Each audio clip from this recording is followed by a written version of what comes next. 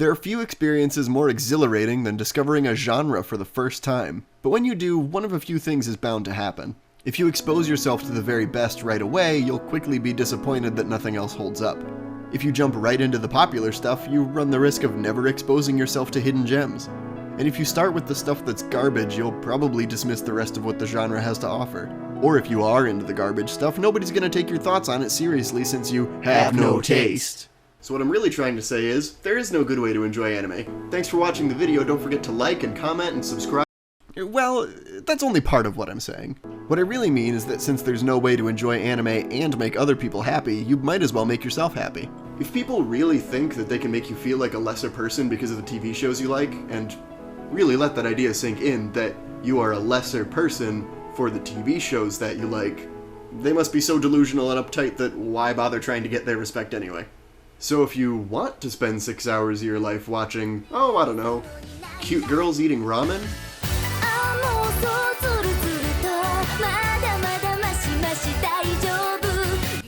I have a show just for you.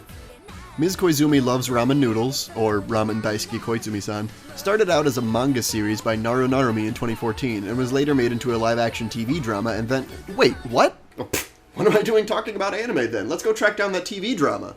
Alright, so here's a little Facebook post about the whole thing.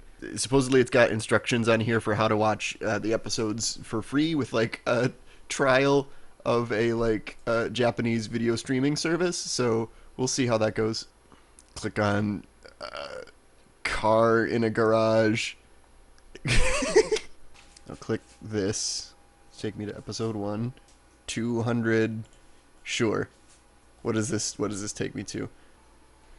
I'm sorry, content on this side cannot be watched from abroad. Not licensed in my region. I mean, that's not really what I was going for, but okay. I guess there's no way for me to watch these legally in the United States. Okay, so no TV drama, I guess. But we still have an anime to watch. There's just the one thing. I'm not really sure that I'm fit to speak on this topic since I haven't actually watched much anime. Truth be told, I thought anime just wasn't for me most of my life. There hadn't been any series to draw me in or make me interested enough to complete, and the only things that people were pointing to were things like Dragon Ball and Yu-Gi-Oh! Things that I could tell from the start wouldn't appeal to me. Like, let's be real, 90% of the demographic for those series today consists of people who grew up with it. And of course my parents sat proudly in the no Dragon Balls or Pokemans camp. I wasn't even allowed to watch Batman. Batman! But in 2017, a good friend of mine introduced me to a very special show called My Ordinary Life, or Nichijou, which hit all the right notes for me. It's heartwarming, funny, bizarre, just full of characters that are so fucking cute, I just want to snuggle every single one of them. Even Yuko. And she's an idiot. In late 2017, depression hit me full swing. I ended up getting a Crunchyroll subscription and watched lots of shows in a similar cutesy comedic vein to try and cope. And without going too much into it, anime might have just saved my life. But I haven't seen much in the last several months. I'm still a baby to anime, and worse, I'm rusty. So I've got to take an adventure and talk to some experts in the field. I need a snazzy microphone and an outfit to blend in. I need to go to OhioCon. Yes, OhioCon, land of the weebs, home of the brave. Held annually in the heart of Columbus, I've come here in my oh-so-sexy and definitely not cringy at all cosplay to find out more about anime, ramen, and, if I'm lucky, the meaning of life itself. How you doing? Good, how are you? Very good, very good. Real fast, I want to apologize for the audio quality during this segment. The microphone is entirely for show, and I didn't really have the means of bringing a more sophisticated audio setup, so there's a lot of background noise. I'm going to do my best to supplement that with subtitles, but I will do better in the future, I promise. What kinds of anime are you into? I'm into usually action, mech. Sometimes I do watch dabble here, I know. We're all degenerates. Yeah, it's fine. Definitely more into sort of like the action-y. Sci-fi. I am into more of the action anime, some of the love dramas like Love, Nina, and stuff like that, but I gotta have my fighting like Frozen, Dragon Ball Z. I like the generic stuff, the Attack on Titan, Death Note. I just started watching My Hero Academia. Love Dragon Ball Z, but apparently all Hispanics do. We do. Right? Sad, early 2000s, late 90s. Things that make you really, they fuck you up for at least 20 years. Sure. I grew up watching Sailor Moon and Pokemon, so definitely things like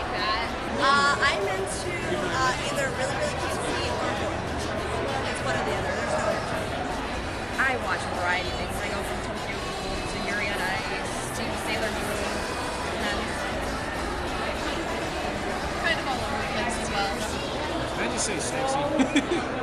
Do you love ramen noodles? Oh God, yes. I do. As a general weave, I would say yes. Yes. I do. I do. Yes, I do. I eat them every day for lunch at work. Good. I do. Only the beef flavor. Only the beef flavor. What's your favorite kind? Shrimp. I like the beef flavor.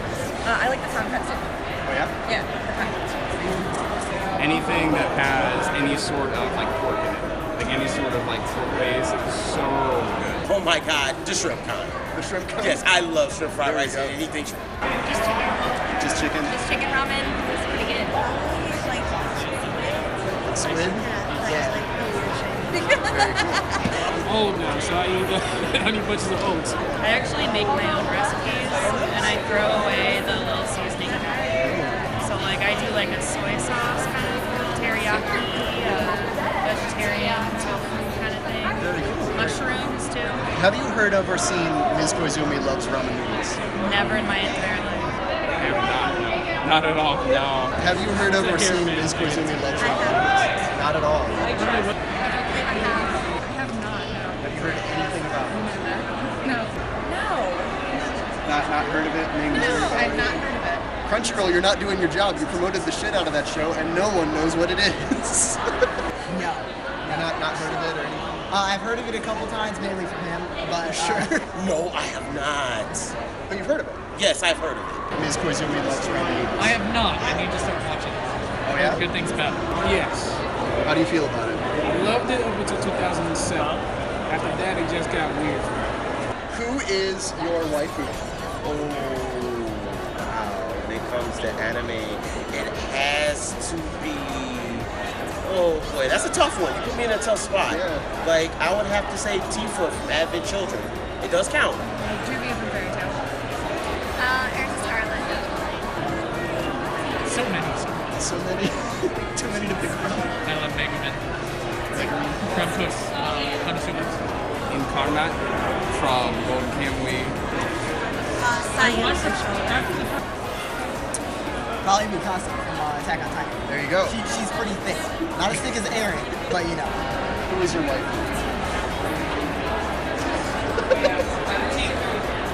Myself. It's between Black Panther and Miles Morales at this point. We're here at OhioCon with, what's your name again?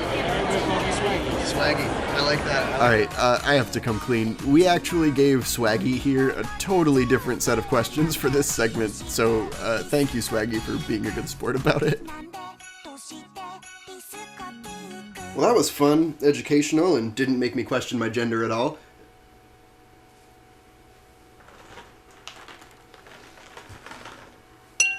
First bowl. Garlic with extra vegetables. Mayu. Rich.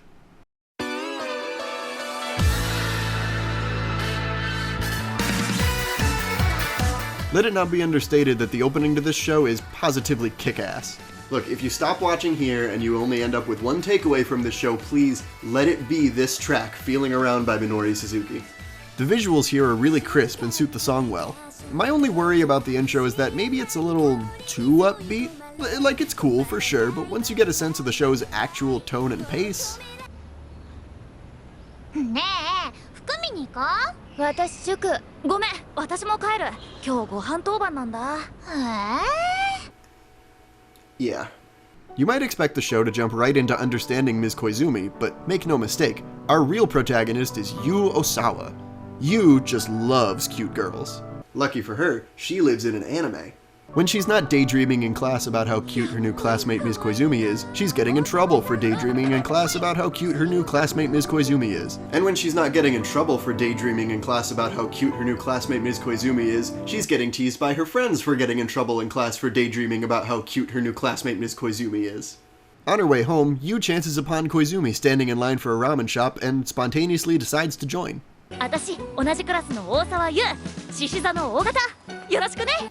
Blood type. That's very important. That's key for establishing friendships. All you friendless weebs out there, I hope you're taking notes. これっていただきます。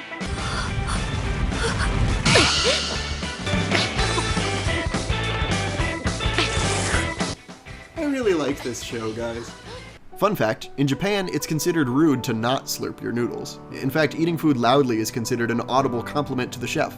So when we have sequences like this, they establish in no uncertain terms that Ms. Koizumi loves ramen noodles. And if you haven't already guessed, there's no shortage of eating sequences in this show. One might argue that the eating scenes are the veritable climaxes of each story arc.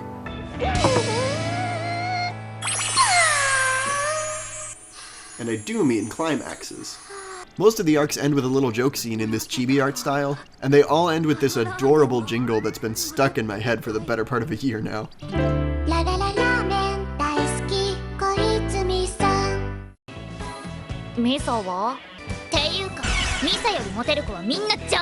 Welcome to the internet.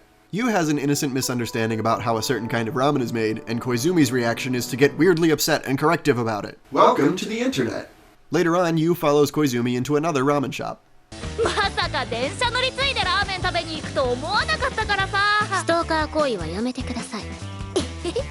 Koizumi calls her out in no uncertain terms, and all she has to say is...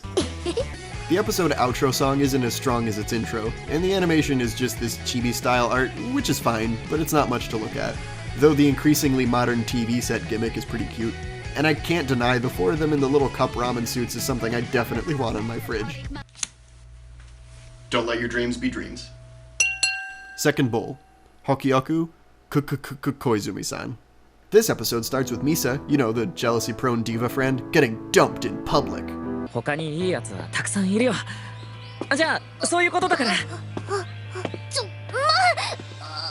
Ouch, that's gotta be rough.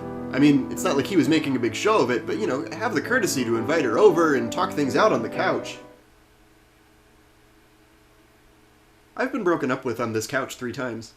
Misa winds up at the same ramen shop as Koizumi, and they both get a super spicy Hokyoku ramen bowl. This episode instantly breaks the notion that the entire series is just going to be you learning things about ramen from Koizumi. You know, because sometimes it'll be Misa learning things about ramen from Koizumi.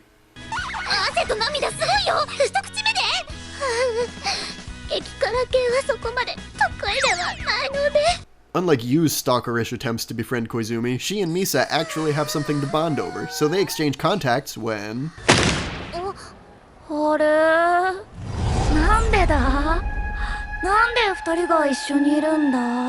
I am completely unsure if the show wants me to find Yu's antics charming or off-putting.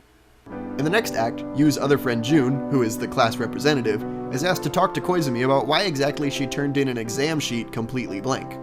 And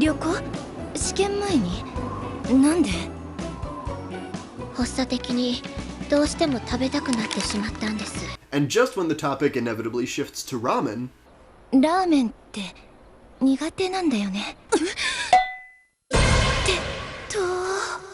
Yeah, what's with that? The rest of the episode is Koizumi rekindling June's own taste for ramen. It turns out the steamy dish fogs up her glasses, and it's so embarrassing! What I like about this episode is that even though we're only 2 in, we get a chance to see more of Misa and June. At face value, we're led to assume they're just one-dimensional archetypes, but right away we get to see that there's more to them. Misa's diva attitude is a byproduct of her desire to connect with people and share experiences, something she generally misses out on when she's not with her close friends. June isn't just all about rules and guidelines. She's willing to step out of her comfort zone and make the people around her feel valid, which she demonstrates in her attempt to make a real connection with Koizumi.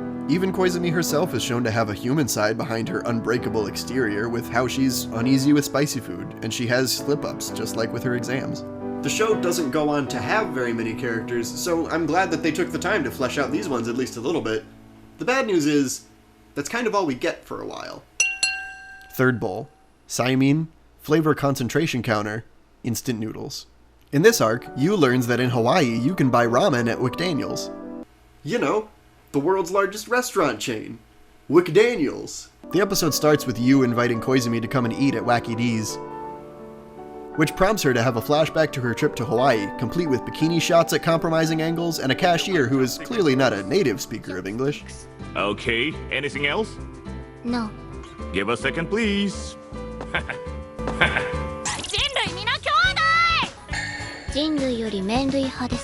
Very relatable if you're a noodle. Look! That's Mr. Noodle's brother, Mr. Noodle! It's funny actually, because to my knowledge, we never see or hear about Koizumi having any other family members. And her hair does look a lot like Noodles. I think Miss Koizumi is a cannibal. The next act is pretty unremarkable, save for this concept of eating at a restaurant with little cubicles and sliding panels, which I can't deny is really cool sounding. Also, Koizumi fucking dies. After Yu finds her passed out on the ground, Yu picks Koizumi up and takes her back to her place, which is another super creepy thing that the show dresses as wholesome. In real life, calling for an ambulance or getting some water might have been a more appropriate reaction, but not for this show. Looking past that, I'll concede that the rest of the episode is pretty wholesome. Yu leaves Koizumi alone to rest, and when she wakes up, we learn that she had run out of energy on her way to a restaurant that happened to be closed. I'm not sure how that's feasible given her appetite, but whatever. Yu offers to cook some ramen for her before she leaves, which is a gesture that Koizumi agrees to. But given Yu's behavior in the past, would Koizumi really trust her to not spike the ramen or something? I get it, it's a show, but honestly, I've read too many tragic real-life stories about interactions with stalkers to not be cynical here. 店ラーメンと家ラーメンの魅力は全く別物。どちらが美味しいかの議論は全く無意味です。Now this I respect. I like how the show never tries to establish what, like, the best ramen is. Too often we try to take subjectivity and turn it into a competition, so it's nice to see a show that just takes its time to appreciate everything there is to about ramen. Fourth bowl. Western restaurant, red or white, convenience store. まさか本当に男と待ち合わせ？おい、いたいた。待たせちゃったね。ごめんごめん。さらに他の男の人が。私はそこのスペースが空くのを待っていただけです。How bad is it that I was hoping Yu was right? 小泉さんならどちらを選ぶか。赤かな。私はいつだって攻めの姿勢で行くよ、小泉さん。I too have convinced myself that I liked something solely because my crush happened to as well. And yet I'm having a hard time finding a partner who isn't madly in love with the Harry Potter series for some reason. June runs into Koizumi at a convenience store and learns about all the different kinds of ramen they have available for self-service.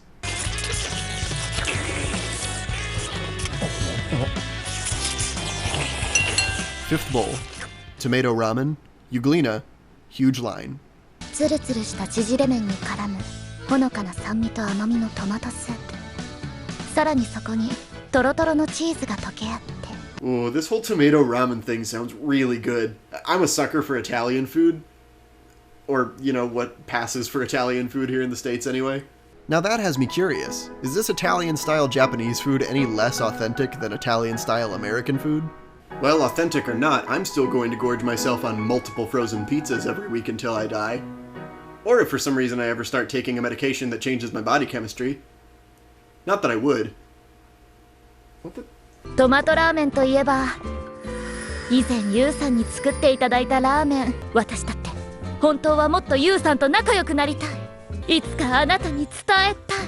何はともあれ、今日もラーメン美味しかった。This whole gag where the narrator is revealed to be Yu and not Koizumi is actually pretty clever. It had me going for a bit. もしやイタリア国旗の赤色ってトマトなんじゃない？白はチーズで緑はオリーブ？違います。ララララーメン大好き小泉さん。In the next act, the class learns about Euglena, a single-cell microorganism, and they talk about it for a really long time, especially June. And of course they wouldn't be doing this unless... 緑虫。何？ラーメンにもあります。You know, this is actually really true to life scientist behavior. To research an organism in your textbook in the morning, and by afternoon, come to fully accept and embrace that filthy, degenerate desire of yours to just fill yourself up with that very same organism. To consume thousands of the little things.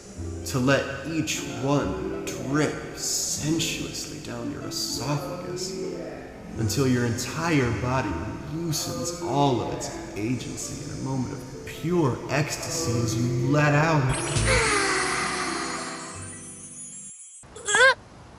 ちょい後ろ下がってね。こいつら入っから。ちょっと！これって割り込みじゃん！そうして作られるラーメンをたとえ一杯でも割り込みによって人から奪うなど真のラーメン好きがするはずありません。What's with the attitude? Not everyone likes ramen the way you do, Ms. Koizumi. There's no need to be such a gatekeeping bitch. Yikes, 2 whole hours for ramen? 2 hours is long enough! I'm so used to being with people who see a 30-minute wait for a restaurant and say, nah, fuck that. The longest line I ever waited in was in 2014, where I waited 4 hours to play 4 minutes of Smash 4. Wait, hold on.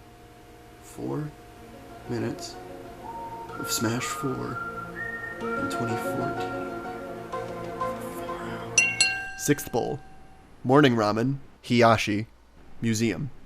This time the intro sequence is preceded by some horror elements with no actual payoff. But after the intro sequence, this really cool reggae track plays. Yu's brother, yeah, he's a character now, happens to pass by as Koizumi leaves the breakfast ramen shop and feels compelled to get some ramen for himself. Koizumi just has that effect on people, I guess. But not me. I can resist her schemes just fine. If you think that this video ends with me trying ramen for the first time or something like that, whew, you are sorely mistaken. Yeah, 氷入ってる。おー、丼が冷たい。 Ramen, but it's cold? Witchcraft! いつもの癖で。 We're back to the horror movie aesthetic for an arc where a little German girl loses track of her mother and ends up finding Koizumi instead. ドイツ語。Nein, ich heiße Koizumi. German in Japanese, but it's in English. Oh god, my head hurts. True story, I watched another anime called The Devil is a Part-Timer where they speak this fictional language called Enteian, and it wasn't until I watched the pilot a second time that I realized it wasn't Japanese that they were speaking. My brain just kind of wrote the sounds off as weird words that I don't know. Finally! Wobei student? Koizumi hat mir geholfen! Yeah! どうぞ、お礼にラーメンつけてあげます。ドイツの美味しいラーメンです。 I don't know, you just give off I like ramen vibes. Maybe it's your cool noodle hair. 7th Bowl. Nationwide. You and the girls finally get a vacation from school, and we, the audience, finally get a vacation from ramen school. ねえ、キャリーバッグの中は何なの？お土産のラーメン、ラーメンウォーカー、そしてお腹が空いた時用のラーメンです。私、ラーメンになりたい。You, why on earth would you choose to become a ramen and give up being an anime girl? I wish I was an anime girl. Who keeps putting these— They go on a little trip around Asukasa and try lots of ramen styles originating from all over Japan. And this sounds like a really fun trip to take in real life, but I'm not exactly sure why she let you tag along. 1 minute it's— お断りします。 and then the next it's— お好きにどうぞ。8th Bowl. Local instant noodles, Iake. 夏休みに入ってから毎日通ってるって言ってたよ。純は本大好きだもんね。 I can't wait for the spin-off series June Loves Books. そもそも将来のことって言われてもね。先生は好きや得意を仕事にすればいいって簡単に言うけど。I mean, this is fine character building and all, but will we ever learn what June wants to actually do with her life? Spoiler alert, we don't. やっぱり将来はラーメン関係だよね。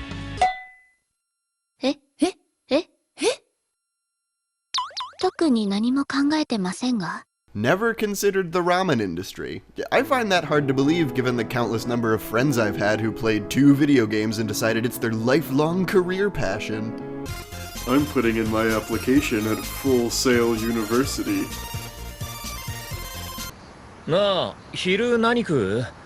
俺ラーメンがいい。米、ご飯系。麺類とか。じゃあさ、飯派のやつ、ラーメン食った後に残った汁に飯入れたらよくね？まあ、それもそうだな。I don't really know what's happening, but can we get like a parallel series about these guys? いただきます。ほうれん草ってどのタイミングで食べる派？俺は最初。強いて言うなら後派。 You know what I really like about this act is that the 4 dudes all enjoy their food in different ways and aren't total assholes to each other about it.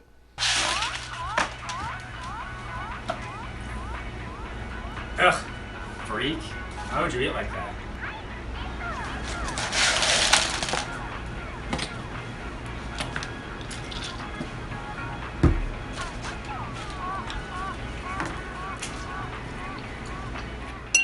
Ninth Bowl. Mountain. Pork guy. Back fat. Okay, first of all, rude on all accounts. We haven't seen why Koizumi is climbing this mountain, but at this stage it's safe to assume everything she does is ramen driven.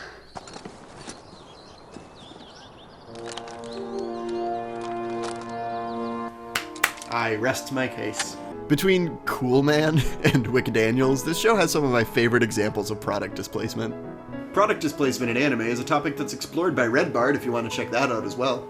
And even though it's not really the same thing as product displacement, this knockoff version of Hi-Ho from Snow White is also pretty fantastic. All in all, I think this mountain arc is a nice break from the show's usual pace. Even though it was clearly going to end with ramen somehow, it was just mysterious and vague enough to leave me genuinely interested in what was happening. 前中学のやつらと来た時は俺だけ残しちゃったんだよな。 Brings me back to my childhood when I also felt that one's value as a person was determined by how completely they finished their ramen. 今日は絶対完食する。もう見るからに絶対俺と同じパターンになるよこの人。 Eventually, he finishes his ramen bowl, and so does Koizumi. After the double standard and the sexism, I was kind of hoping he wouldn't finish. ケンタ、夕飯だって。 いらない。今俺は豚野郎で満たされてるから。 The show's done this a couple of times where they introduce a character and their relation to an existing character is a surprise, foreshadowed by their eye color. Oh, I just assumed he had pink eye. The arc, unabashedly called Back Fat, is about Koizumi craving extra fatty ramen, and Misa becoming addicted to the stuff in spite of her attempts to control her eating habits.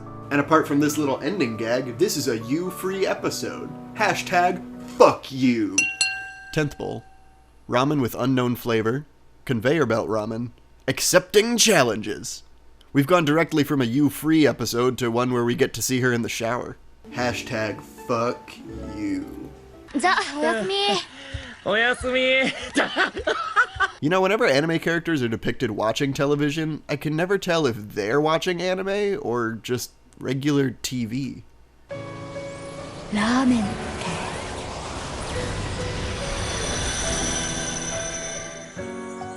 て宇宙だよね。 I love how they play up the creepy factor for Yu's stalkerish behavior in this episode, even going so far as to throw in a minor key version of the jingle. ララララーメン大好き小泉さん。分ければ食えるよな。なあ。お兄ちゃんだ。お兄ちゃんでよかった。 No lust for her brother? Well, it must not be a real anime then. あ、やっぱこの角度が一番可愛く見える。The classmates are tasked with eating a giant gyoza. I guess Jun's mom had it ordered for an event that she couldn't cancel, so this challenge is purely in the name of not being wasteful. これ餃子100個分相当ってことは。一人で10体ぐらい倒せればいけるか。 They managed to finish the whole thing, even though Koizumi kept ordering her own food in addition to the gyoza. Guy Fieri would be so proud. 11th Bowl. Tasty ramen. Osaka. Yu tries to remember the name of a ramen place that she went to as a kid, and it turns out to be called Tasty Ramen, which prompts another wacky misunderstanding. お兄ちゃんの感想は聞いてないよ。聞いて！なんだよ、ユウのやつ！ Welcome to Tasty Ramen, home of the Tasty Ramen. Can I take your order? Koizumi travels to Osaka, and she can't seem to get where she's going because she's being harassed by a bunch of thirsty, obnoxious dudes. Nothing like the upstanding, well-mannered men of Tokyo. She's saved, I guess, by this kind Osakan woman who, if you've been paying attention, is related to Yu. And how do we know this? Hair color, eye color, affinity for Ms. Koizumi, and how she introduces herself using her blood type just like all normal, socially conscious people do. お腹いっぱい。まさか昼だけで4杯行くとは。 You know, it's cool seeing Koizumi connect with a total stranger, but given how she doesn't regard the other classmates as friends after nearly a year of eating together all the time, I guess everyone's a stranger to her. Maybe this kind of thing isn't that special after all. At the end of the episode, it's revealed that she's Yu's cousin. I'm shocked! うちは今日ずっと小泉ちゃんにお世話になっててな。私もぜひお世話になりたい。 12th Bowl. Nagoya. Reunion. While wearing the cutest outfit ever, Yu finds herself lost in Nagoya after she impulsively leaves the train, thinking she might have maybe seen Koizumi in the window for a second. Just like all normal, socially conscious people do. She doesn't have enough money for a train ticket, but she does have just enough for food, and I've never seen someone so baffled at the concept of a spork. The utensil in front of you is called a spork. It functions as both a spoon and a fork. Yeah, okay. The show's final act is about Koizumi getting sick and being absent for a long time. After a few worrisome weeks, Koizumi finally comes back to class and has ramen for the first time since getting sick, and Yu decides it's better to just let her enjoy this than to intrude like she normally would. Then the classmates walk away to go enjoy another meal together. It's a wholesome, if boring, conclusion to a wholesome, if boring show. I'll admit, the sequence where Koizumi is absent for a long time kind of had me going at first. I wonder, though, what would have happened if she were instead written to have died. Okay, it's morbid and ill-fitting, but hear me out. The show would have much more impact if this was something foreshadowed throughout. Knowing she may not have very long to live, Koizumi chooses to make the most of it and experience her favorite food every way it can be enjoyed.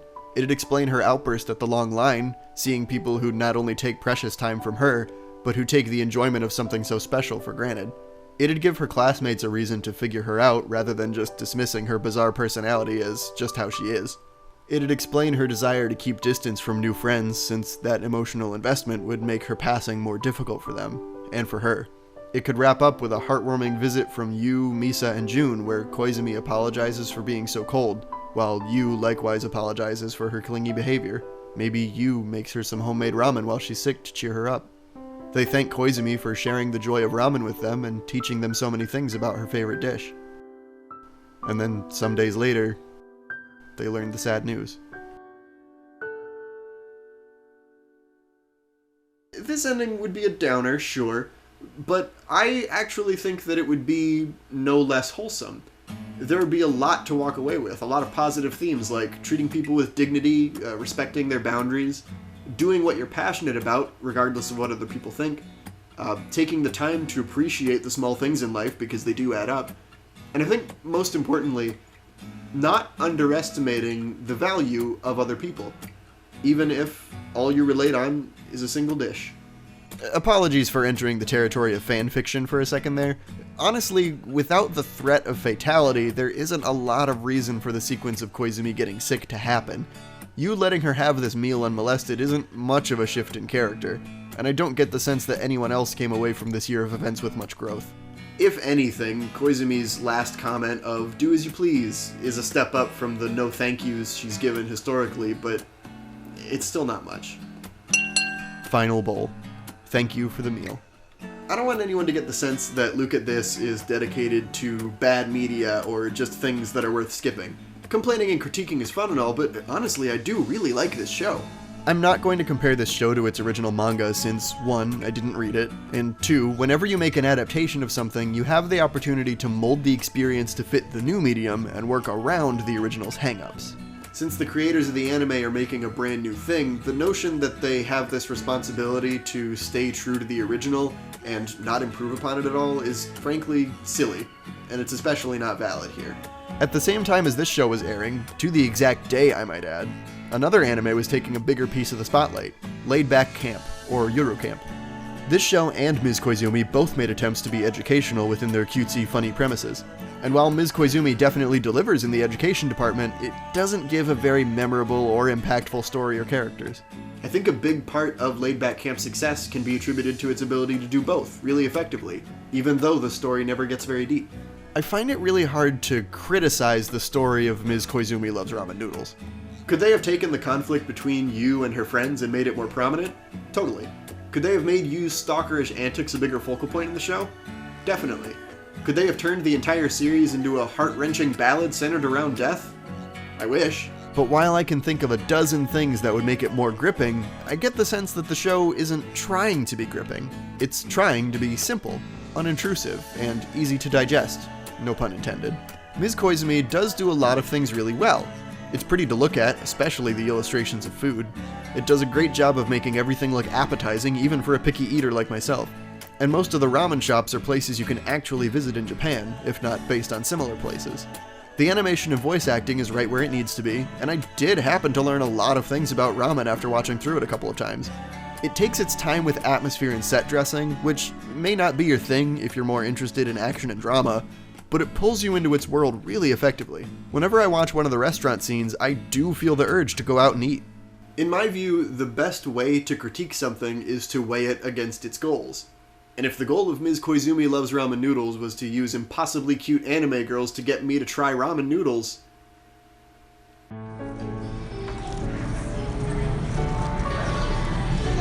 I think this was a good idea. I think I'm going to enjoy this. Well, I guess it did its job.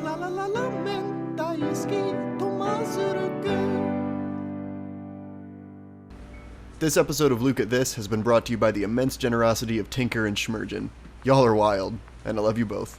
Look at This is also made possible by LGBTQIA and the patronage of viewers like you. Thank you.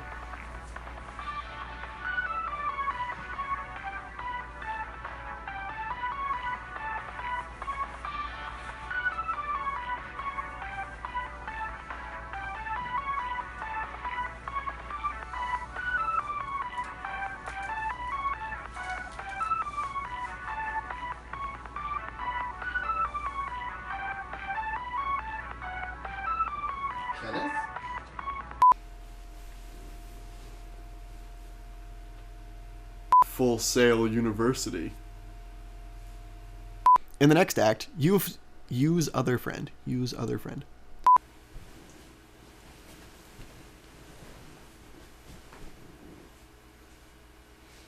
Yeah, what's with that? Who is your wife? Oh no. Oh no. I know, hard-hitting journalism. That's a tough one, man. I mean, there's a lot of candidates out there, you know? Not only that, but you piss a lot. But it's true. It's true. That's what we do at Look at This. Boy. We piss people off with our opinions. No. Oh. All the different kinds of ramen they have available for self. Kinds of ramen they have available for... Man, I gotta look up her name. Is that alright? What show? What show? Golden Kamui. Golden Kamui. Yep, yeah. She is definitely the waifu for me now. But you don't even know her name. No, it's because you would be a piece of trash. I know, I would be. What's with the attitude? No one. I don't really know what's happening. Witchcraft. Witchcraft. Witchcraft. Witchcraft. Witchcraft. Witchcraft. Witchcraft. Witchcraft. Witchcraft. Eventually, he finishes his ramen bowl, and so does Koizumi. Why can I not speak? Product displacement in anime, isn't it? The show's final act is about Koizumi getting sick and absent for a long... getting absent. It's determined completely by how completely they finish their ramen. Completely by how completely? The fuck?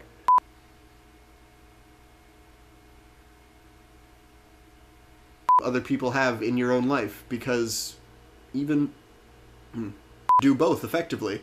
And lastly, I want to know if you'd be interested in some gelosium, gelatin, air freshener, fresh fish, and fresh and riffer, Hassen pepper, Hasselhoffen, Pfiffelkoffen, Pfifflifoffen, Bieboviboffen, Biedel-Enzyme, Aroma Goodness brand air freshener. The only air freshener that works in precisely 3.09 seconds. The only air freshener that will prevent you from smelling like a rotten cat in a potato sack. Maybe. I'll try it. Very cool, very cool. This is all yours, man. Awesome. Actually, I need it back.